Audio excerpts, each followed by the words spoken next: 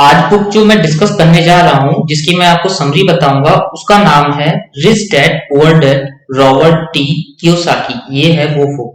देखिए, मैं आपको उसकी समरी बताने जा रहा हूं। देखिए, ये बुक 20 सालों से अभी तक फाइनेंस के फील्ड में सबसे बड़ी बुक रही है। ठीक है, इसमें कहा गया है पैसों के बारे में अमीर लोग अपने बच्चों को क्या सिखाते हैं और गरीब लोग अपने बच्चों को क्या बताते हैं। ये बातें हम इस बुक के अंदर जानेंगे। इस बुक को स्टार्ट करने से पहले अभी तक आपने चैनल सब्सक्राइब नहीं किया है तो चैनल सब्सक्राइब कर लीजिए। जिससे क्या होगा, जो मैं वर्ल्ड लाइफ चेंजिंग बुक अपने इस चैनल पर डालता हूं वो आपके पास में नोटिफिकेशन आता रहेगा।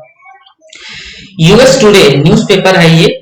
उन्होंने ये बताया है जो भी इंसान अपने आर्थिक भविष्य की बागडोर अपने हाथों में लेना चाहता है उसे रिच डैड पुअर डैड से शुरुआत करनी चाहिए। ठीक है, जो भी अपने फाइनेंस को ठीक करना चाहता है, फाइनेंशियल फ्रीडम चाहता है, वो स्टार्टिंग किस बुक से कर सकता है? Rich dad poor dad. ये काफी लोगों ने रिकमेंड भी कर रखी है। इस बुक में सबसे पहले तो हमें ये जानने को मिलेगा ऐसा क्या होता है कि अमीर लोगों के बच्चे अमीर होते जाते हैं और गरीब लोगों के बच्चे गरीब होते जाते हैं और मध्यम वर्ग हमेशा कर्ज में डूबा रहता है। ऐसा क्या कारण है? जो रॉबर्ट टी कियोसाकी हैं वो बताते हैं मेरे दो डैडी थे, एक रिच दूसरे पुअर। रिच डैड जो थे उसके फ्रेंड माइक के फादर थे और पुअर डैडी उसके रियल फादर थे। इसमें उन्हीं के बीच के दोनों के विचारों को बताया जा रहा है। एक हमेशा आर्थिक परेशानियों से जूझते रहे, दूसरे आगे चलकर हवाई के सबसे अमीर लोगों में से एक थे। एक अपनी मृत्यु के समय पर अपने परिवार, परोपकारी संस्थाओं और चर्च के लिए करोड़ों डॉलर छोड़कर गए। दूसरे क्या कर गए? दूसरे कर्ज छोड़ के गए, पुराने बिल छोड़ के गए। दोनों ही मुझे सलाह देते थे लेकिन उन्होंने एक जैसी चीजें करने की सलाह नहीं दी, है ना। दोनों ही रॉबर्ट कियोसाकी को बराबर गाइड करते रहते थे। दोनों ही शिक्षा पर बहुत जोर देते थे कि पढ़ना है, लेकिन दोनों की जो एजुकेशन है वो बहुत अलग अलग है। जैसे, लेकिन उन्होंने अध्ययन के एक ऐसे पाठ्यक्रम की सलाह नहीं दी थी।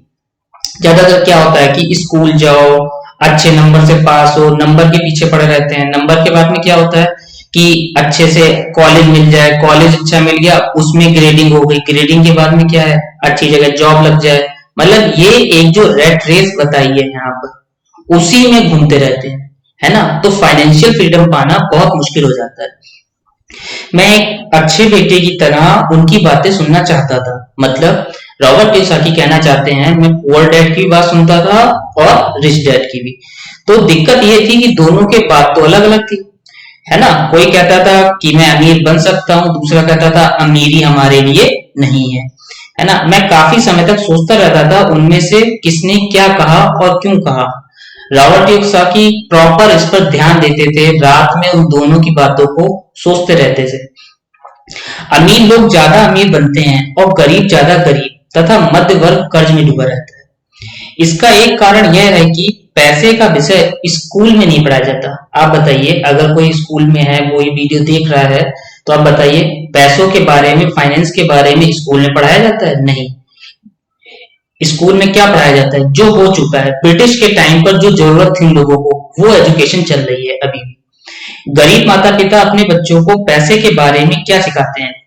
वे बस कहते हैं स्कूल जाओ और मेहनत से पढ़ो। हो सकता है कि बच्चा अच्छे ग्रेड के साथ में पढ़ाई पूरी कर ले, लेकिन इसके बाद भी उसकी आर्थिक जो प्रोग्रामिंग है, फाइनेंशियल प्रोग्रामिंग और जो माइंडसेट है, वो गरीबी का ही रहता है।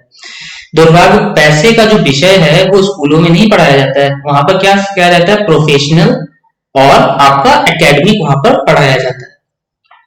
इसके बाद मेरे पास दो प्रभावशाली डैडी थे, इसलिए मैंने दोनों से ही सीखा। मुझे हर डैडी की सलाह के बारे में सोचना पड़ता था और ऐसा करके मैंने इस बारे में बहुत मूल्यवान ज्ञान हासिल किया। ऑथर के पास में काफी अच्छा गाइडेंस मिल गया था। एक पुअर डैडी के भी थॉट मिल रहे थे, दूसरे रिच डैडी के भी।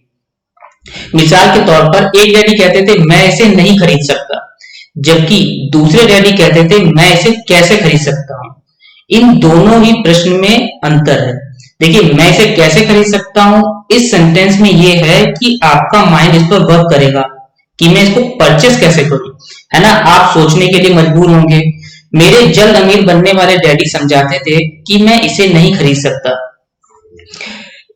कहने से आपका दिमाग किस तरह काम करना छोड़ देता है। अगर आप कहेंगे मैं इसे नहीं खरीद सकता, तो दिमाग वहां पर बंद हो गया। जैसे ही आप कहेंगे मैं इसे कैसे खरीद सकता हूं, तो वैसे ही क्या होगा, ये सवाल पूछने से आपका दिमाग एक्टिव हो जाएगा।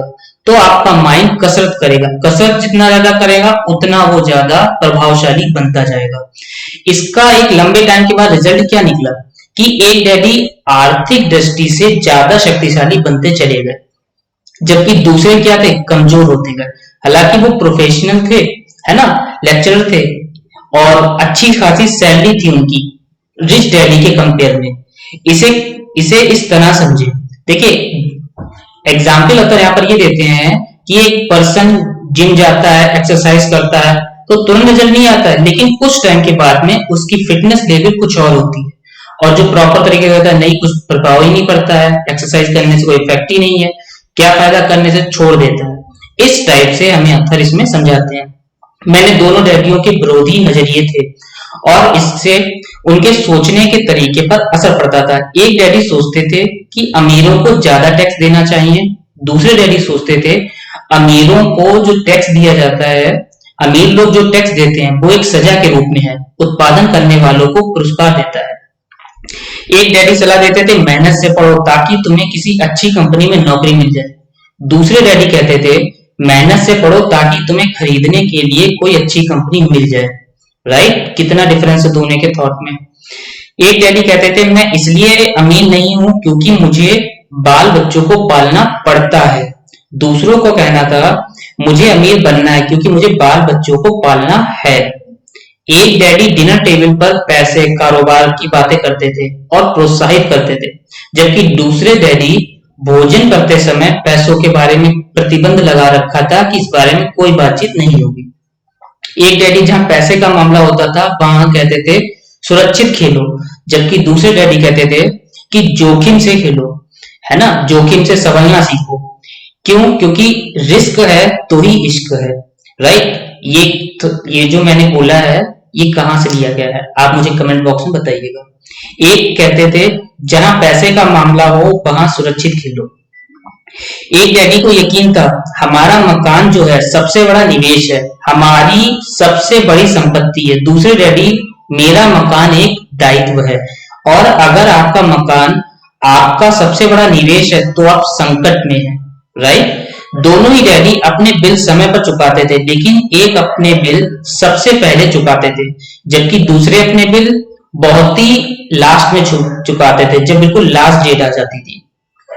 एक डैडी ने मुझे सिखाया कि अच्छी नौकरी खोजने के लिए प्रभावशाली बायोडाटा कैसे लिखा जाए, दूसरे ने मुझे सिखाया कि शक्तिशाली व्यावसायिक और वित्तीय योजना कैसे लिखी जाए ताकि मैं दूसरों को नौकरी दे सकूं। मेरे गरीब डैडी हमेशा कहते थे मैं कभी अमीर नहीं बन पाऊंगा, और आगे चलकर उनकी यह भविष्यवाणी बिल्कुल सत्य साबित हुई। दूसरे ओर कहते थे अमीर डैडी हमेशा खुद को अमीर मानते थे, वे इस तरह की बातें करते थे कि मैं अमीर हूं। वे दोनों ही शिक्षा और सीखने को बहुत महत्वपूर्ण देते थे। रिच डैड भी सीखने और शिक्षा को बहुत महत्वपूर्ण देते थे, पुअर डैड भी, दोनों ही। लेकिन क्या सीखा जाए इस बारे में दोनों की राय अलग अलग थी। एक चाहते थे कि मैं मेहनत से पढ़ूं, डिग्री हासिल करूं और पैसे कमाने के लिए अच्छी नौकरी हासिल कर लूं।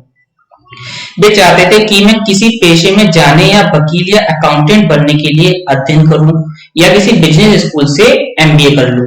दूसरे डैडी मुझे प्रोत्साहित करते थे कि मैं अमीर बनने के लिए अध्ययन करूं। किसके लिए? रिच बनने के लिए, ताकि मैं ये समझ लूं पैसा काम करता है और ये सीख लूं कि इससे अपने लिए कैसे काम कराया जाए। मैं पैसे के लिए काम नहीं करता, ये शब्द बार बार दोहराते थे कि पैसा मेरे लिए काम करता है, मैं पैसे के लिए काम नहीं करता हूं, पैसा रिच डैड के लिए खुद काम करता है। ये रिच डैड पुअर डैड के बीच की थॉट प्रोसेसिंग थी।